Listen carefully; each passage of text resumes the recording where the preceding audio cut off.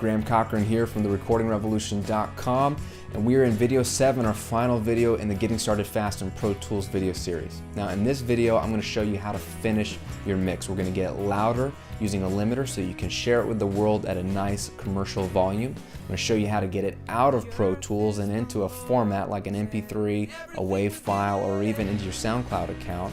And then I'm also going to show you a handy trick for archiving your sessions so you can come back and make adjustments and tweaks to your mixes without ever compromising or losing what you've done previously. Let's jump into Pro Tools. So when you're feeling good about your mix and you're ready to share it with the world, the best thing you could do is to make sure it's at an appropriate volume. You know that problem when you've mixed your song, maybe you've rendered it out, and then you go listen to it out in your car or on your music library in comparison to other tracks, and it sounds really quiet. Well, the reason is these other tracks that you like so much have been finished, they've been mastered, and in the mastering process a lot of times there's a use of a limiter. A limiter is a very helpful plugin, a very helpful tool that allows you to control the dynamic range of your audio a little bit so that you can get the perceived volume or the output up there so it's at more of a commercial standard. Now, the great thing about Pro Tools is that it already comes with a very good limiter. It's called Maxim, and I want to show it to you right now. If you're looking at this template, we've been building this song off of the rock template from the very first session. And on the master fader, you might have noticed that there's already a plugin that's grayed out called Maxim. Now, if I hold Control and Command and click it, it will make it active. It was currently inactive, so it wasn't taking any resources. And what is a limiter? A limiter is simply a compressor that has a very fast attack. And then it has auto makeup gain. So what it does is allow us to clamp down quickly on some of the transients, some of the loudest peaks of our song, but then release quickly so it doesn't sound, unmusical. And then as you lower the threshold to capture more of those peaks, it's going to automatically raise the volume to compensate. So here's how I do this in practice. What I like to do is look at these two sliders here, threshold and ceiling. The first thing I like to do is set the ceiling just below 0, like minus 0.4 or minus 0.5 dB. I don't want to set the ceiling quite at 0 because it's not a perfect system, and it's possible that in rendering this out or burning it to a CD or something, that it'll add a little bit of volume to it as it tries to smooth out those digital step curves and make it a real analog audio curve. Once that's in place, all you have to do is press play and start pulling the threshold down. And what you're going to see is the input into Maxim, which is going to be the same as our original master fader volume, where your mix has been living the whole time, and then the output, how much louder Maxim is making the song. So let's give it a shot. Lift up your head, you gates, stand be lifted up, you ancient of doors, as you wait for the King of Glory's coming, King of Glory reigns.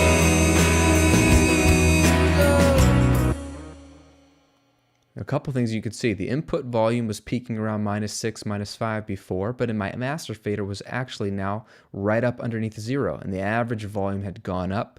The perceived volume, you could hear it getting louder in your speakers, and yet we weren't clipping. Now over here on the right, there's a helpful meter called attenuation. This is just like the gain reduction meter in the compressor that we looked at earlier in the mixing video. It's showing me how much gain am I turning down in the loudest peaks. And the loudest peak that I turned down was attenuation of 3.5 dB basically. And that's not bad. That means I'm turning the loudest thing, probably the kick drum, sometimes the snare, and the loudest it's been turning down is 3.5 dB. Pretty natural. It's going to keep your music sounding musical, and yet we were able to get a lot of volume out of that process. If I bypass, you can see how quiet our mix becomes. Lift up your head, so you gates, stand be lifted up, you ancient of doors, as you wait for the King of Glory's coming, King of Glory reigns. It's that simple to get your mixes louder. Now what you're going to do is find a sweet spot for you, how much gain you can get out of your mix while not killing all the dynamics of your drums, of your vocals, of your percussive heavy strumming on your guitars. So you want to find some settings that work for you. One thing I really do like about Maxim is not only does it sound great and have a true brick wall limiter in it, but it has dither built in. So if you want a dither, since you're going to reduce your 24-bit audio down to 16-bit, you can turn that on here, leave it at 16-bit, call it a day. When you're liking the mix, what you want to do is now get it out of Pro Tools and get it onto an acceptable platform. And that could be a WAV file if you're going to burn it to a CD. That could be an MP3 if you're going to sell it or share it online digitally. Or you can go directly to some of your favorite platforms like SoundCloud. I'll show you how to do that. When you're feeling good about the mix, the best thing you want to do is select the entire song in the edit window, because you're basically telling Pro Tools, this is the area of the track that I want you to render down. So you want to make sure that it's not just this little piece of audio that's selected. Either have all of it selected or none of it selected, okay? What we're going to do here is select from the beginning to the end. And you can do this on one track. You're not selecting which tracks are going to be rendered, just where in the timeline is going to be rendered. And then anything that you can hear right when you press play is going to be rendered out. If you have a track muted by accident, let's say the bass guitar, it's not going to be rendered. So make sure you can hear everything fine and it's playing the way you like it to play. Then when you render it, it will bounce it down exactly the way it's playing in real time. To bounce this down, all we do is go to the File menu, choose Bounce To, and then Disk. You get a couple of options here. They want to know which bounce sources are going to be. This is typically your output pair 1 and 2. On my Duet, it's just 1 and 2. That's all I got. And this is where you get to choose your file type. Typically, if you're doing this for a CD or for archival purposes or to get mastered, you do it as a WAV file. You could also do it as an MP3 file.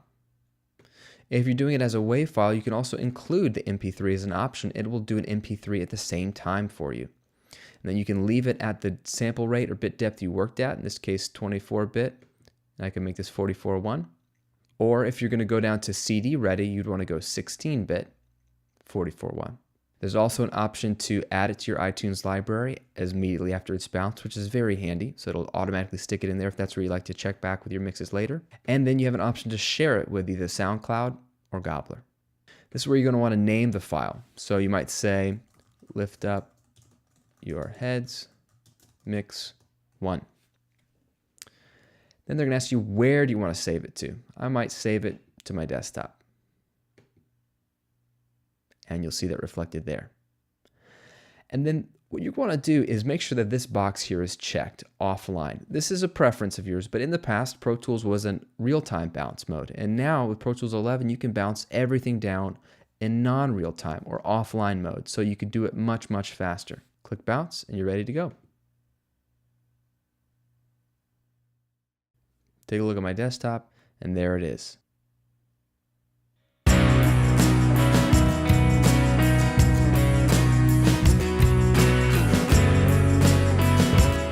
Now, one piece of advice for you, if you've come to the end of your mix and you're feeling good about it, don't assume that you're all done. Chances are that once you've listened to your song out in the real world or on different systems or sent it to a client or shared it with your bandmates, that you're going to want to make some changes. You'll get some feedback. You'll hear things with fresh ears in the next morning, and you'll want to come back and tweak it till it's even better. One thing I like to do is make sure that when I'm done with my first mix is save everything to a new session so that when I come back, I'm not actually working on the same session. Let me show you what I mean. Simply go to File. Instead of Save, go to Save As. And then what I'd like to do is it's going to be in this exact same folder. I'm just going to change the name of this session to Mix 2. Click Save.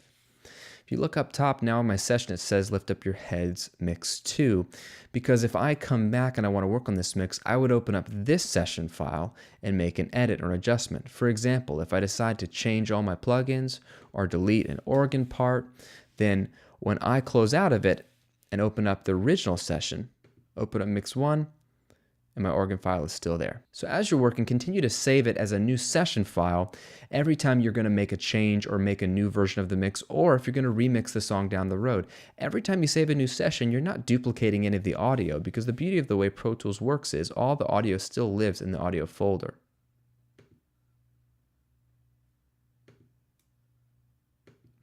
Inside the Lift Up Your Heads folder is the audio files, and these all stay in one place. But you could have as many of these PTX session files as you like, named however you like, version 1, version 2, version with no vocals, version with no instruments, version with no harmonies, version with new drums, remix, whatever you like, and they're all going to pull from the same audio file. So it takes up no space of yours. It just gives you complete control for the future. Well, that about wraps it up for our Getting Started Fast in Pro Tools video series. I hope you have found these videos helpful and inspiring. If you want more great content, be sure to check back with Avid Blogs regularly for motivation, for interviews, and for tips and tricks on how to get the most out of your Pro Tools session. And if you want more recording and mixing related content, head over to my site, therecordingrevolution.com. There's free content there every single week to get you motivated and encouraged and get more out of your home studio. Again, my name's Graham Cochran. Thanks for joining us on this wild ride. Have fun, make great music. We'll see you on another video soon. The sky above proclaims the work of a father.